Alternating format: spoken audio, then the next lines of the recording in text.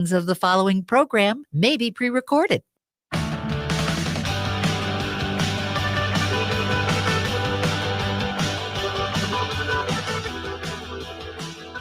Coming to you live from the studios of AM 950 KTNF, the progressive voice of Minnesota, streaming live right now on our YouTube channel, youtube.com/The Gaily Show. This is The Gaily Show. I'm your host, JP Debragosian. In the studio with me is our executive producer, Jim Pounds. Hey, all. And making all the magic happen in our control room is Brett Johnson. Hey, getting there, guys. Literally. Yay, it's Wednesday. Very excited. We have later in the show, Christopher Kane, the White House correspondent for the Washington Blade, is going to join us to break down a lot of news happening out of Washington. One really quick note I want to make here. Newsmax, if you heard that promo Lord. in the break, Newsmax is not a sponsor of AM 950. Please do not go to Newsmax and listen to their propaganda. Sometimes this happens. I don't want to get into all the stuff around it, but they are not a sponsor. So if you're tuning in going, what the heck is going on? Not a sponsor of AM 950. We are the progressive voice of Minnesota. You can call in to our show and join the conversation. Our phone number is 952-946-6205. That's 952-946-6205. You can also chat with me on our YouTube live stream. I am checking with that periodically throughout the show. So, chat with us there. We'll talk about what you're saying on the air. If it's, useful and productive to the conversation. Not from Newsmax. Yeah. Yes, no, we're not taking any of that. I will block you if you start doing that. Kick you right out of that chat. All right, so to kick us off right now, District 60 had a primary yesterday for a special election that is coming up here. Jim, do you want to break down the results that we saw? I would love to. I find this exciting, especially after a bad election. It's nice to have something positive happen. And District 60, I used to live in when I lived in Northeast Minneapolis. And they had a primary yesterday. There were about 5,600 votes cast, something like that. And 5,400 of those votes were for one of 7 different Democrats. So it was a 96% Democratic result. Now, some of the folks maybe weren't the most serious candidates where they only had a few dozen votes, but there were 3 significant people. I thought we talked about a couple of them yesterday, and I hope I'm not mispronouncing his name. I think it's probably Duran. It could be Doran, but I feel like it's Duran Clark. He was the DFL endorsed candidate. He got 38% of the vote. Monica Meyer, who I wish I had mentioned yesterday. She's our lesbian sister, and I didn't mention her on the show. My fault. She received almost 35% of the vote. And then Peter Wagenius, who I have worked with in the past, received 23% of the vote. So those were the 3 sort of contending candidates, I think, for this spot. And then the Republican who won with 153 votes. So it doesn't take much in a heavy Democratic.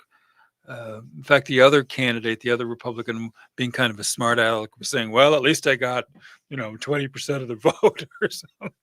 It's very funny. But so good for that. Now, here's the important thing. The election that this primary set up is 2 weeks from yesterday. So the 28th of January, we will, you can see, reestablish our lead in the Minnesota State Senate. This will get us back to a 1-vote advantage where we always should have been. I'm very sorry for Kari Diedzik's passing and for her family, but this is what we need to do to overcome that obstacle or that tragedy. So congratulations, Duran Clark. And I'm not familiar with him. I obviously need to do some backgrounding on him now, but he won, and I'm sure he'll do a great job. It's exciting. So when we get back, so the Senate had a very lovely, mature power sharing agreement put into place between the GOP and the DFL. They started their session off lovely yesterday. It's like, oh, look at the grown-ups in the room, as opposed to the nonsense that was happening in the House. So does that mean then that the power sharing agreement is only until the DFL reestablishes their majority after this Well, election? yeah, I mean, it was always expected that we would have a one vote advantage, as all the great things that happened in the last session were with a one vote advantage. So we were back to that threshold. And then unfortunately Kerry Dietzig passed. And so we had to redo that again with this very, very Democratic seat. So we're back to where we started. I don't know what they're going to do in the interim for the next 2 weeks, but I assume they're just passing that time. We will look into that and provide more up-to-date information, because everything that's happening with the Minnesota legislature seems to be all up in the air. And I've really appreciated what Matt has been doing and his show, Matt McNeil from 3 to 5, and Brett Johnson doing as the producer of that show, keeping us up to date on literally hourly updates as everything keeps changing in there. It's not what I expected to see here in Minnesota. Brett, do you know what happens when the DFL gets back a one vote majority in the Senate? Is the power sharing agreement over at that point? Yeah, I actually just happened to talk to Patrick Coolican of the Reformer about that yesterday. And yeah, their agreement basically says as soon as that one vote majority is restored, they will go back to, well, the 34-33 majority and get a new Senate majority leader. So I think that's January 28th where that agreement expires. So Okay. Senate seems to be doing a little better job than the House on. They're getting this all behaving like straightened out. Minnesotans, Yes. which I entirely admire. I don't know what happened in the lower house, but wow. So does that, I mean, did Patrick have any insight into why the Senate was able to do this so maturely, diplomatically, and the House devolved into chaos? What I've always heard, this is more anecdotally, not specifically from Patrick, is that, as you kind of said, Jim, it is the more adult of the House where people behave more cordially. I think it even goes down to like the dress code of what you have to wear in the House versus the Senate. Wow. So I think naturally that just kind of comes with the institution where they work together a little bit more. Interesting. I side, didn't yeah. know that. Well, I'm a transplanted Minnesotan, but I think Minnesotans expect state government to work a lot better than it is appearing to work in the House. So I think the Republicans should be aware that people are watching them, and this kind of See, I'm coming discord from is not helping. Michigan. I'm coming from Michigan, which is I'm used to these dirty tricks. Are you? Well, yeah, there you the go. gerrymandering and the nonsense and I remember having a conversation with a candidate who was specifically recruited. I was working at a news station actually, and of all the people, the meteorologist was recruited, and he was talking about how he's like, yeah, you want to be in the GOP, and they were telling me, and it's like, all we do is we just go down there and make fun of the Democrats.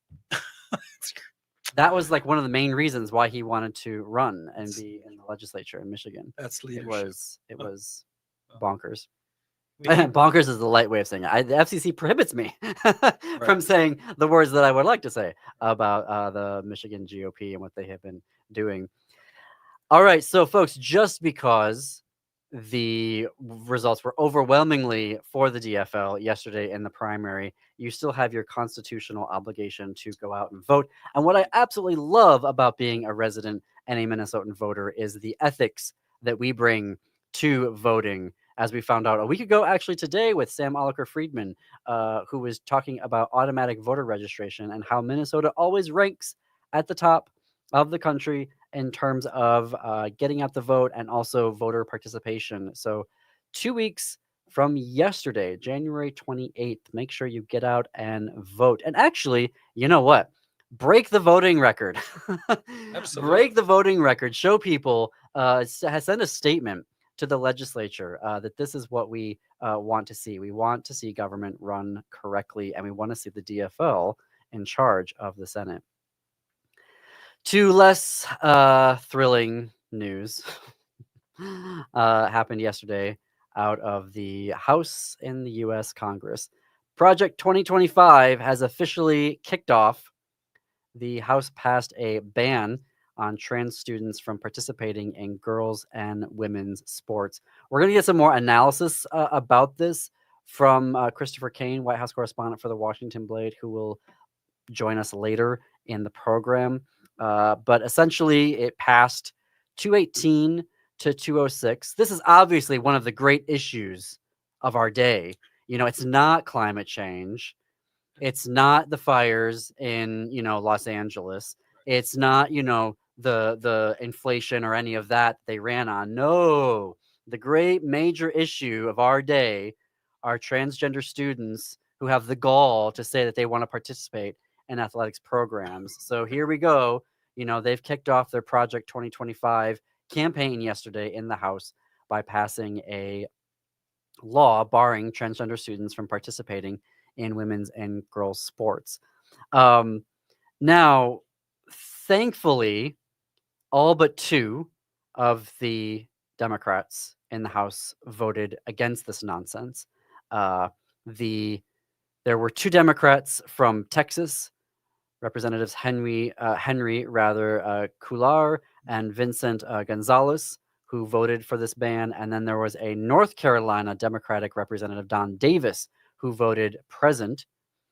I'm glad to see that there was that level of response from the Democrats, united response to say that they're not going to vote for this. I was worried actually about the vote total after seeing the absolute shenanigans over the holiday break, where they passed the defense spending bill with a ban of trans healthcare, Right. tucked away inside of that. And I have to say, our Democratic senators, Klobuchar and Smith, voted for that, which they absolutely did not need to do. Right. They were originally on board with Senator Tammy Baldwin from Wisconsin, who was like, no, we're going to get rid of this. They were supporting her in that effort. But then when it came time to vote on the bill, they reneged and voted for it. And it's weird to me that Senator Baldwin, who lives in I don't think of Minnesota as a flip state. People want to argue that it is. I don't think that it is. Wisconsin absolutely is a flip state, a toss-up state, whatever the correct term there is. And Senator Baldwin, just reelected, found it that, hey, yeah, I'm going to vote against this. And so the idea that, Senators Klobuchar and Smith needed to vote for this, I find to be very suspect. But at least we saw in the House that 206, that the majority was there. And it could have been 215 to 209. Should have been. If the Democrats, all of them, would have been on board with this. So here's the thing, though. Like, what is going to happen here? They're trying to get. Oh, wow. Actually, we're going to get into that after the break, because we're coming up on that. And there's a lot to obviously get to. So we're going to take a break. We're going to come back. Please support our sponsors who are sponsoring this show, The Gaily Show, and also AM 950. They are keeping progressive news and analysis on the air. You're listening to The Gaily Show.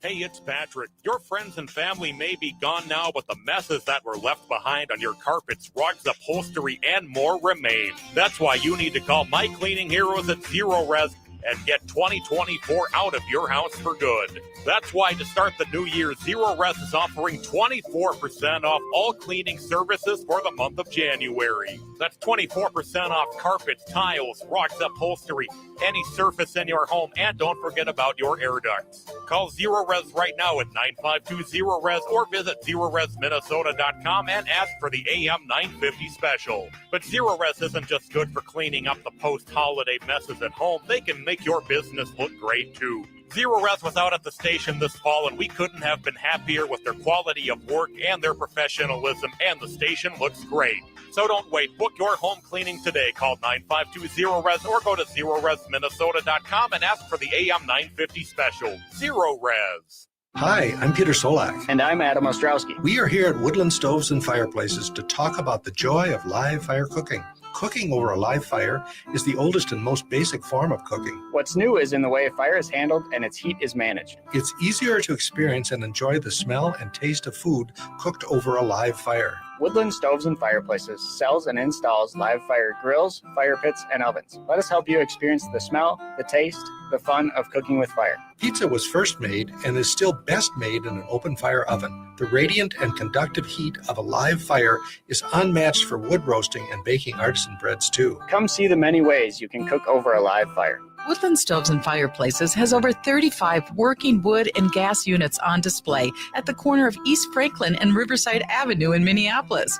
More information at woodlandstoves.com. Find the fire that works for you. Woodland Stoves and Fireplaces, out of the ordinary products and services since 1977. Peace of mind shouldn't cost a fortune. We keep things simple at Schroman Law because we believe planning for your estate and end-of-life care shouldn't be stressful or expensive. Every client relationship starts with a free consultation so clients have the information they need before making important decisions. From there, we work closely with clients to ensure they are choosing the most efficient and cost-effective plans for their specific needs. Schedule a free consultation today at schromenlaw.com. That's SCHROMEN law.com. This is Andy Otto, your host of Twin Cities Pride Amplified. What do mini horses and AI have in common? Tune in because you're about to find out on our little bit of unhinged episode. That's this Saturday at 3 p.m. We'll talk to our very own Director of Programming, Kelsey Alto, about all the things coming up at Twin Cities Pride, and honestly, some that aren't. That's this Saturday at 3 p.m. right here on AM 950, the progressive voice of Minnesota.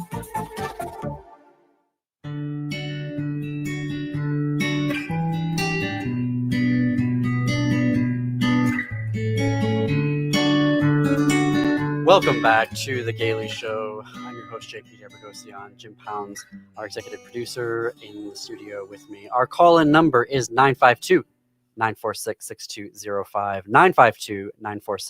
952-946-6205. What is your take on the ban of transgender students from girls and women's sports? Productive conversations only. And or your thoughts on the primary yesterday in District 60 for the Minnesota Senate. I want to continue breaking down, though, this law. And so it's amending Title IX so that from the bill, sex shall be recognized based solely on a person's reproductive biology and genetics at birth. There is also there is so much that's wrong there because of enforcement. Like, how are you going to determine that? It could be wildly inappropriate and a violation of every person who identifies as a girl, woman, trans woman, like how they're going to be doing that enforcement. And that was a big arguing point yesterday with and before the legislation and all of the debate on it from the House Democrats is how are you going to enforce this? The Biden administration last year had put into had amended Title IX to add to it protections for LGBTQ plus students. Of course, a federal judge in Kentucky knocked that down, I think earlier this year. I don't even know what to say about this, but am I hopeful about the Senate? Maybe I'm hopeful about the Senate because you need 60 senators, right, to get past the filibuster. And there are 45 Democratic senators with obviously Angus King and Bernie Sanders, independents who caucus with the Democrats. So you have 47. I hope that means that this bill won't go anywhere, that the Senate won't be able to pass anything. I can't believe that I'm suddenly happy about the filibuster. I think that should have been gone long time ago. But that being said, Trump obviously will, and the administration will have a lot of ability to continue to implement Project 2025 and a version of this through the Department of Education. Last week, when we had Ellie Krug on, host of the A Legal Trans Woman program that airs here on AM 950s every Saturday afternoon at 4 p.m., she was talking about how the Congress is going to use federal funding to enact these bans and to override, rather to skirt around the ability of states to stop this, right? So a state could have, like Minnesota, constitutional protections based off of gender identity and sexual orientation. The feds, however, have the purse strings, and so they can pull funding, which means then that if they tell a high school or a public school system, you will not get any more federal funding if you continue to allow trans students to participate in girls and women's sports, obviously the school will be in a financial bind and will have to, implement the policy because they can't give up that federal funding. That's the situation that we're going to have here for the next 4 years. But also, again, to the 86% of queer voters who voted for Kamala Harris and Tim Walz, this is the beginning of Project 2025. I don't want you to be thinking that, oh, well, this only has to do with transgender, gender nonconforming, and non-binary youth. So, that doesn't directly affect me. No, it directly affects everybody within the LGBTQ community. This is the beginning of them going after and implementing Project 2025. And that affects all of us. This is where they're starting with it.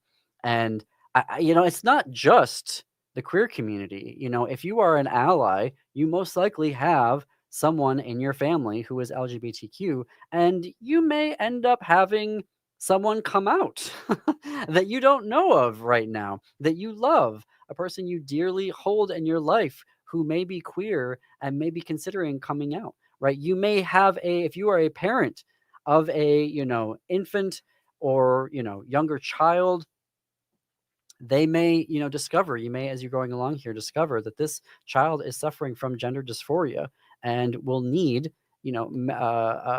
treatment, care to, help them, to help them through that and to affirm their identity and to resolve that gender dysphoria. So this, obviously, to the 86% of LGBTQ voters, this clearly, this is about us as a community, and we need to keep that unity going forward because Project 2025 affects all of us and its cruelty. But also, for our allies who are out there, you don't know, you may know some right now, and you may not know others who are queer in your life, who may be on that journey of coming out. This is a curiosity. I know the answer, but I don't understand the justification. So this is banning trans females from participating in female sports, but says nothing about trans males participating in male sports, right? It's only one gender that they object to. As far as I can tell, that is correct. Right. Because the act, I believe, was labeled something about protecting women's sports. So, and when they were, touting it, they were talking about how they were protecting American women and the integrity of women's sport in the United States. So, I know Jim gives me a lot of is on me because I'm constantly, as a former person who worked in broadcast media, and particularly, broadcast journalism on the TV side of things and taught in a community college, I'm constantly going after media. I do want to mention, though, that there's someone you should pay attention to when it comes to the court and Title IX. I've always been really impressed with their commitment to that, and that person is Dahlia Lithwick with Slate. You will often see her on MSNBC. I've got thoughts about MSNBC as well, but her reporting in Slate really does a very good job of breaking down Title IX and the use of other title, other of that legislation to support gender expansive students and LGBTQ students as well. So you can, if you want to go to Slate, also has a podcast, Amicus, really good coverage there, I feel, over time. And so there, Jim, I finally gave. Thank you. I'm always saying, well, who should we listen to? Because I know there's a long list of people we shouldn't. So thank you for that, JP. Well, lots of critique there. But I also, we have a Wisconsin Supreme Court vote date. We're going to be talking about the Wisconsin Supreme Court a lot as we get close to that date. But what is that date? It's April 1st. And I sent my first donation to Susan Crawford's campaign yesterday.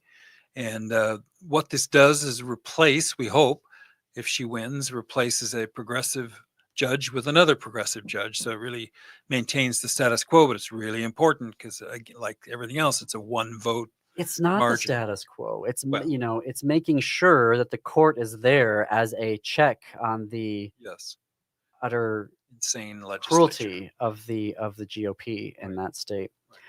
We're going to take a break here. After the break, White House correspondent Christopher Kane from the Washington Blade will be here. Keep it tuned to The Gaily Show.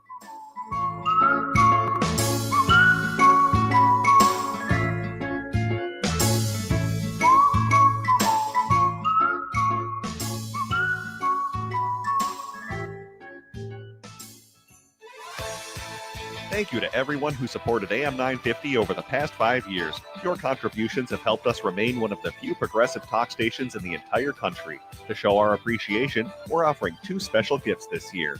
First, the official 2025 AM 950 radio calendar. It features photos from Matt McNeil's adventures over the past year and key dates in progressive and AM 950 history.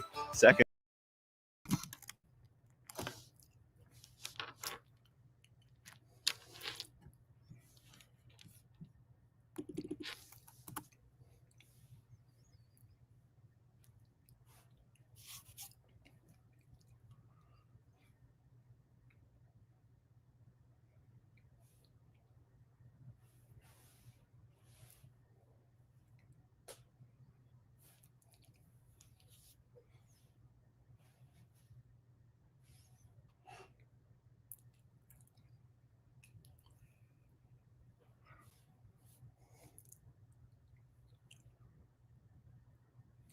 I can't hear you.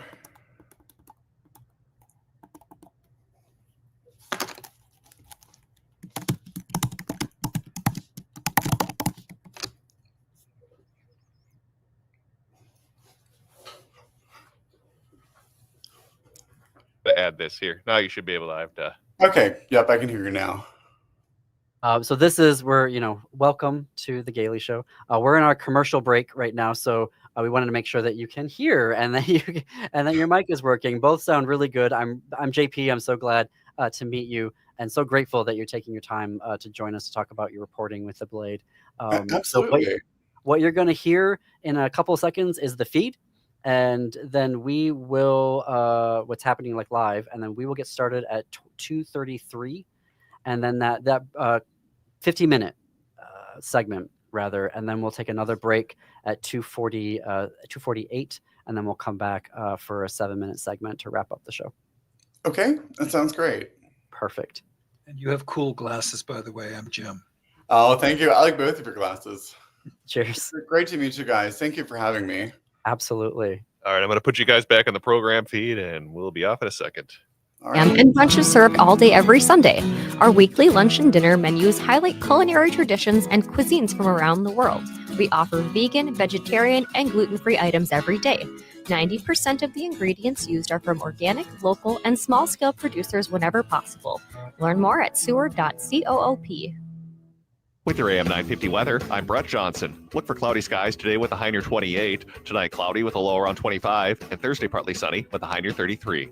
Nightingale offers a warm, inviting atmosphere with a full menu of American classics like the famous Nightingale Burger and Fries, Ginger Tamari Chicken Wings, and Duck Pastrami Reuben. They're open daily from 5 p.m. to 1 a.m. with a full menu available until midnight. Takeout orders also are welcome. Learn more at nightingalempls.com.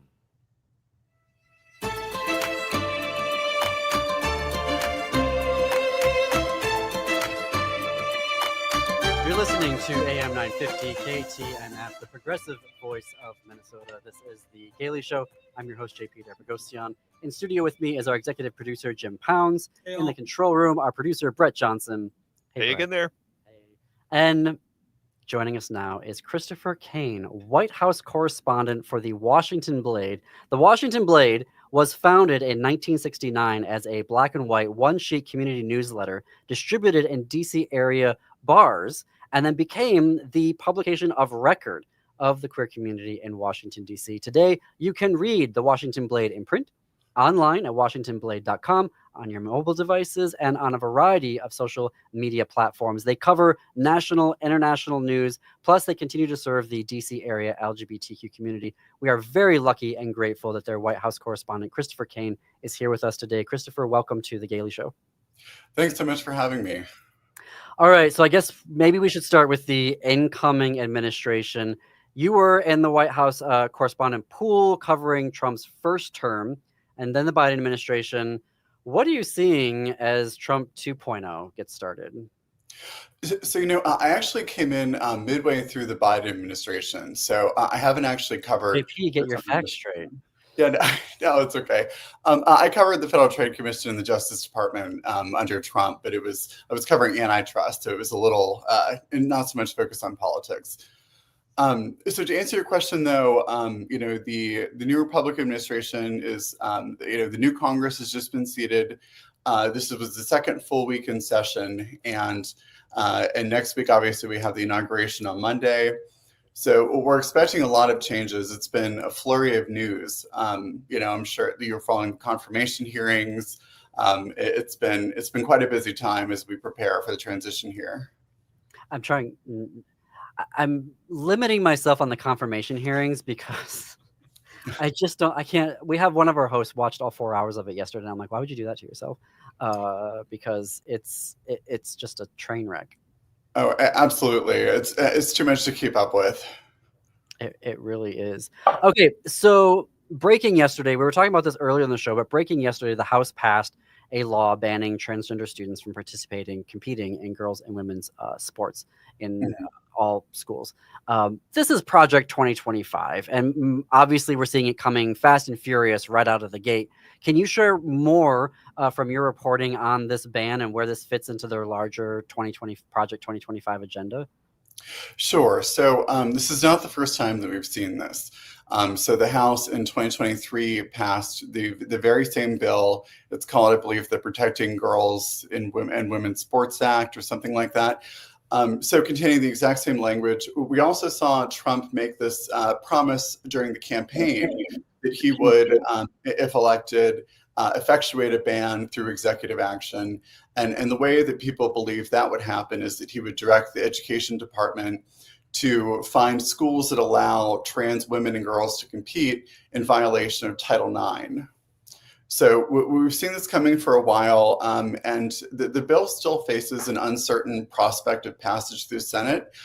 Even their Republicans have just been seated with their new majority in the chamber. So we'll see what happens, but it looks pretty likely now that this is going to happen one way or another. You need 60 votes to get over the filibuster. So does it seem more likely that this will come from the administration through the Department of Education, or does this bill actually have a shot of getting through the Congress? It's a bit early to say. I think the way to look at this might be that the executive action is the surest shot at doing this. But of course, if they want to do something that would be harder to replace or to repeal, doing that legislatively would be the approach they would want to take. So. Got it. Since the catastrophe, or otherwise known as the election, a lot of companies like McDonald's and Walmart, Ford, Harley Davidson, Molson, Lowe's, Tractor Supply, all rolling back their DEI and LGBTQ employment practices and policies. Meta, which owns Facebook, Instagram, and Threads, joined the bandwagon. I guess my first question is, when the Biden administration was coming in and during their tenure, did we see companies falling over backwards to ingratiate themselves with him, like we're seeing with these companies now with Trump? Can you speak to that? I think you're absolutely right to point that out. I don't think that we saw, but I think another way of putting it might be that we saw a lot more tension between private industry and the first Trump administration than we're seeing now. And I think at this stage, it's not quite clear yet whether this procession of CEOs that we've seen traveling to Mar-a-Lago to have an audience with the president-elect are in it for essentially reasonable reasons related to the health and success of their companies, or whether it's something a little bit more transactional in a quid pro quo kind of way. I think that's something that we should look out for in the coming months as the president is seated. It seems like to me, and you've been doing some great reporting on this, it seems like the two things that these CEOs are offering, one, cash for the ceremonies, and the other is dropping their LGBTQ policies or going a step further, which is what Meta is doing, and basically saying, hey, it's free reign. You want to say the worst horrible things about the queer community, come to our platforms and you can do all of that. Like, it seems like those are the two things they're using to appease him and to ingratiate themselves with him. Do I have that right?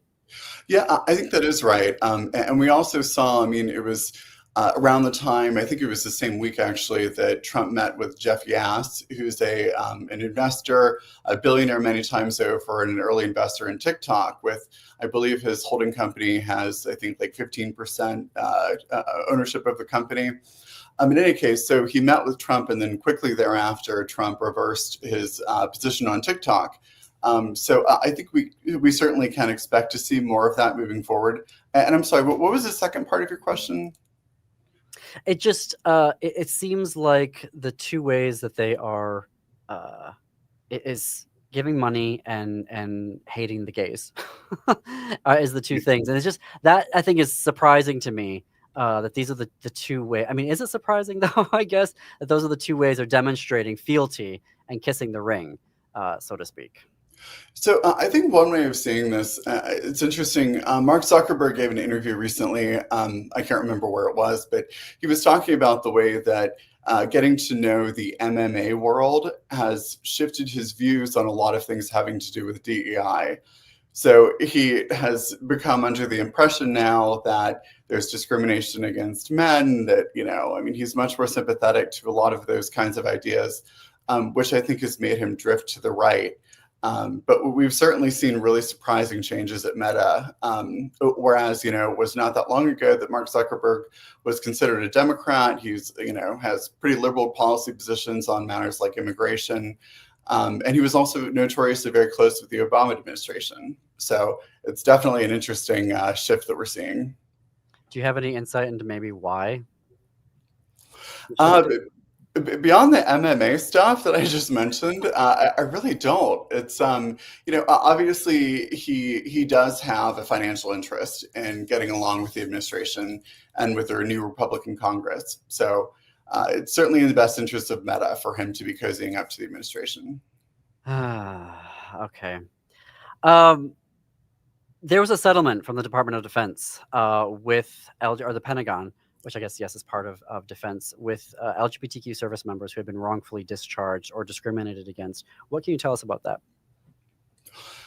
So this is a part of a long-standing effort by the Biden-Harris administration to restore justice for service members who were separated from the military other than honorably, which denies them access in many cases to veterans benefits, housing, things like that. So this is a really big deal. It's something that the administration has been working on for a long time across a variety of fronts. This summer, we saw Joe Biden issue pardons to military members, veterans who had been court-martialed over their sexual orientation. So that was a big step in that direction. And, it'll be interesting to see what happens in the next administration. I really don't know whether the program and the actions that have been undertaken to upgrade the paperwork of those veterans will continue, or how that might change. Well, the secretary is going to be drunk most of the time, apparently. So maybe he won't even get to it. But what you're sharing there actually segues beautifully into reporting that you have done about the Biden administration and their legacy as it relates to the LGBTQ community. And I think that so much of his administration and his record has been completely obscured by MAGA, obviously, and their political communication machine, but also a lot of corporate media that just doesn't care about, they want to talk about Trump all the time, and they didn't do anything to talk about Biden and his accomplishments. So you've done some really great reading your work on the Washington Blades website around assessing Biden's record as it relates to the LGBTQ community. So one, can you remind us about those? Two, can you share a lot of stuff that I think I was reading? I'm like, I had no idea that he did that. There's so much there. There's just a wealth of information. We could look at policy and regulation. Things that he did during his administration range from, passage of the Respect for Marriage Act, which codified legal protections for married same-sex couples, to the FDA's updated blood donation guidelines, which will allow more gay and bisexual men to donate blood. There are things all up and down the federal government and the various agencies. The Education Department, this is a pretty big one, clarified Title IX rules such that it was made clear that sex-based discrimination includes, for purposes of public schools and institutions, discrimination based on sexual orientation or gender identity, as well as it's traditionally understood. So there was a lot that he did as president, as vice president as well. We all remember in 2012, I think, when he got over his skis on the gay marriage issue and beat Barack Obama to the punch as Obama was evolving towards supporting same-sex marriage. So there's a wealth of stuff there, and I think what I enjoyed reporting the story that I published this week was focusing a lot on his words as well, because Biden was very outspoken on matters of transgender rights in a way that he wasn't when you look at something like abortion. Because Biden is a devout Catholic, he was always a little bit squeamish on that issue. And so even though it would have been politically advantageous for him to talk more openly and more often and more vocally about abortion, we didn't hear that as much from him. And the contrast between that and the way that he's talked about trans rights, I think, is remarkable. Why do you think that is? I mean, so I've seen photos of you talking with him in the Oval, right? Yes. So I interviewed him in the Oval Office in September. About his legacy on LGBTQ rights, and we went through a lot of the policies and moves and successes that he's had as president over the last 4 years. And he really, you could tell from talking with him that he really cared deeply and that he was very passionate and sincere and engaged. So I think what we're really seeing is his true character. I guess, how would you assess him versus Obama? I think that we're going to find his presidential term to be much more transformational than we're giving it credit for right now. I think we're going to, 4 years from now, 5 years, 10 years from now, we're going to look back and go, wow, there was a lot of stuff there. Do you think that it was more so than the transformational than the Obama administration was? In terms of LGBTQ rights, do you mean? Yes. Yes. I think so, although it is a bit hard to gauge because, of course, during the Obama years, the fight for marriage was really reaching its zenith, and the repeal of Dole National, which happened in 2012. Those were such major milestones that it's almost hard to compare the two because we didn't have something like that during the Biden administration. We are going to come up on a break here. When we come back, I'd love to hear about your own journey as a White House correspondent and maybe how you're stealing yourself for what's about to happen, and how you go about you doing the work that you do, because it's absolutely spot on, wonderful work. As someone who used to be in broadcast journalism on the television side of things, y'all, Christopher Kane, the real deal here, and you need to be reading his work at the Washington Blade. One last break that we have to get to, and then we will be back. Support our sponsors who keep progressive news and analysis on the air. More with Christopher Kane from the Washington Blade after this break. You're listening to The Gaily Show.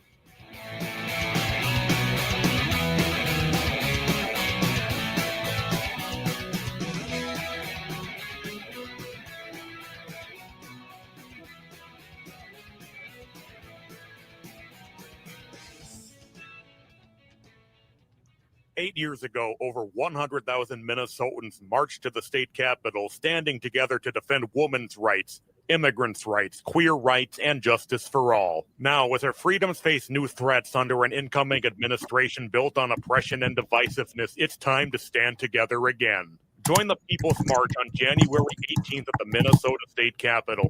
Together, we'll send a clear and unmistakable message: we will not go back. Building on the legacy of the Women's March Minnesota, this year's event will include a march to the Capitol and a rally. You'll connect with Minnesota organizations working to protect our rights. These organizations need your support, not just now, but over the next 4 years and beyond. The weather may be cold, but our commitment is unbreakable. The stakes are too high to stay silent. Let's show the strength of our voices as we fight for Minnesota's future. Again, that's the People's March on Saturday, January 18th at the state capitol. Details at womensmarchmn.com. Hi, I'm Philip Anthony, host of the Downright Upright Show, airing right here on AM 950 radio, Saturdays at 5 p.m. Join me as I dive into captivating conversations with people from all walks of life. As a proud member of the LGBTQ community, I celebrate diversity and beyond with unique stories that make us fantabulous. Please join me every Saturday at 5 p.m. or wherever you listen to podcasts. If you go to shoprainbowrd.com, you will find an amazing variety of adult novelties. Literally thousands of items that you can peruse in the privacy of your home and have shipped to your door. Plus, in the store, you can find swimwear, casual wear, underwear, everywhere. Rainbow Road is located at 109 West Grand Street near Loring Park. Gift cards are available for the hard to shop for. Go to shoprainbowrd.com. Hi, this is Frank Brown of Minuteman Press Uptown with a question for our listeners. How important are business values to you? When you need high-quality digital print, it matters who you work with. You see, Minuteman Uptown is unique. We're one of the only union print shops in Minnesota providing our team with living wages and benefits. We believe in second chances for justice-impacted individuals who want to contribute to the community, and we are active in local issues. We've been in the streets standing up for racial, social, and economic justice. At Minuteman Uptown, our mission is to connect all communities through technology-driven print solutions. An example of that mission is when I moved Minuteman Uptown to North Minneapolis. We're invested in this local community, and we help small businesses and local organizations throughout the Twin Cities reach their audiences. Reach out to Minuteman Uptown and partner with a printer that shares your values. Call us today at 612-870-0777 or visit us at mpuptown.com. That's mpuptown.com.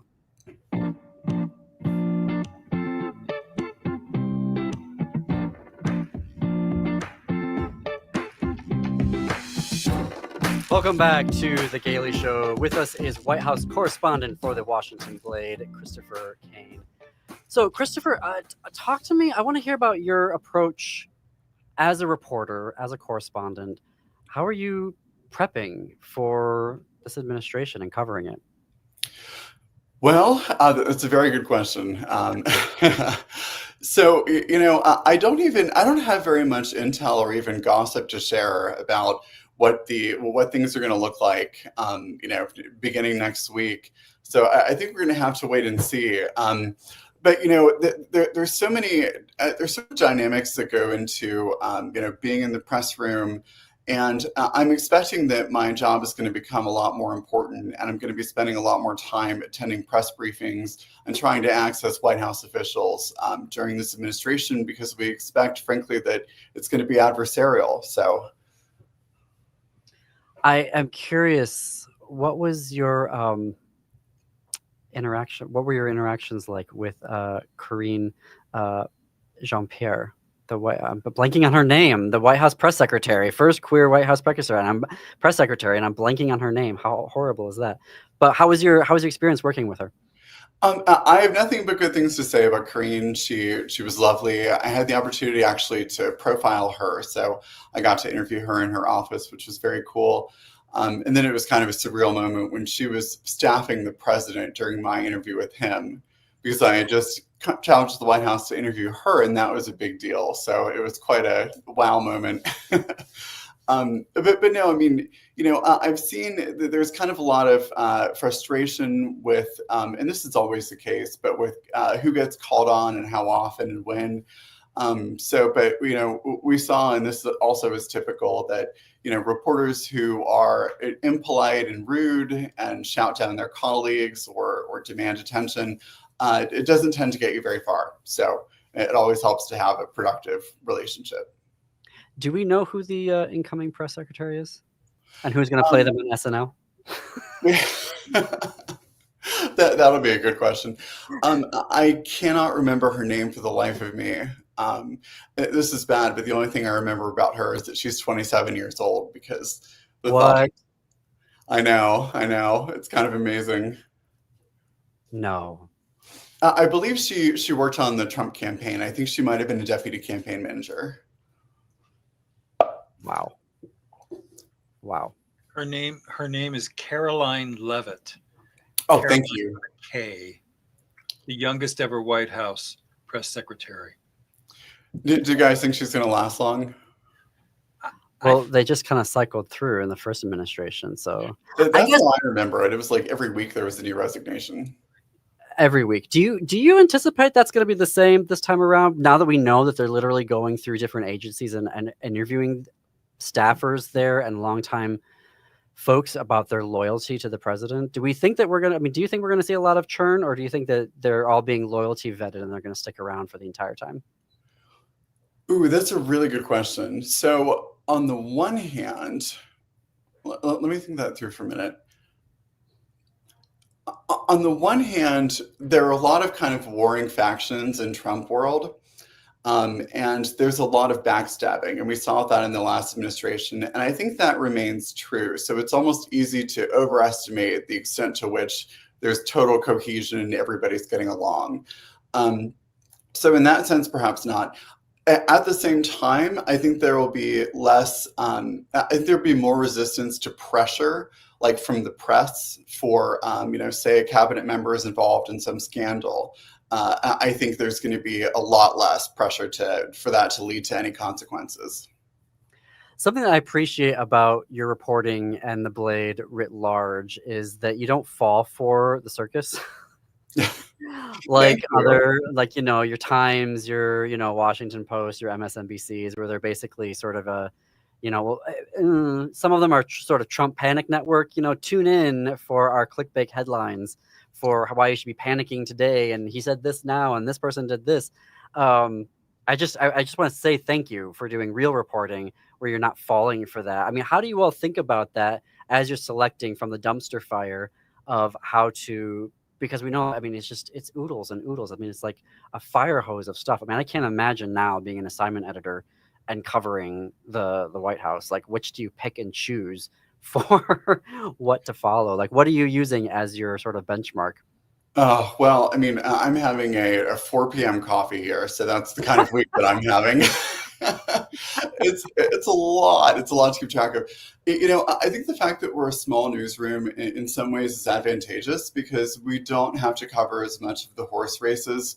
When there was the battle, for example, over the speakership, which time? I mean, the time with Kevin McCarthy, more recent with Mike Johnson.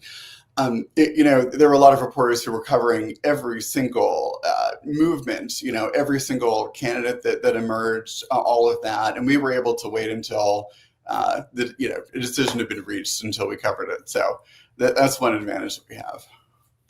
Well, it's an advantage that benefits all of us. I'm glad to hear it. Did you have a question, Jim? Well, I know one person in the federal, and I asked him this question.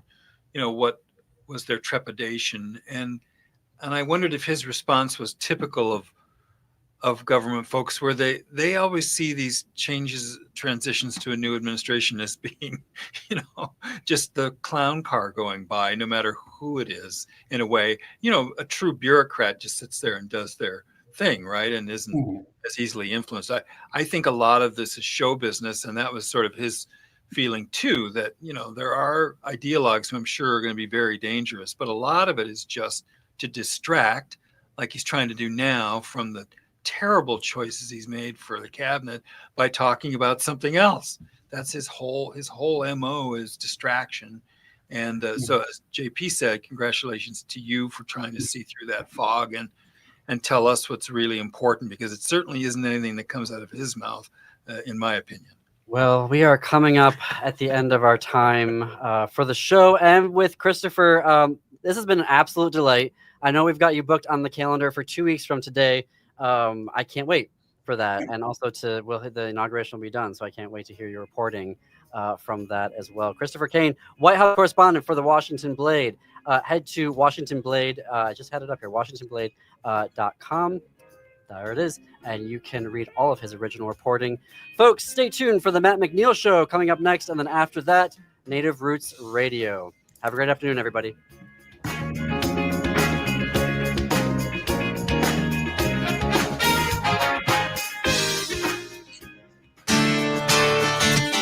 Greg Bakken here. Like you, I love good, fresh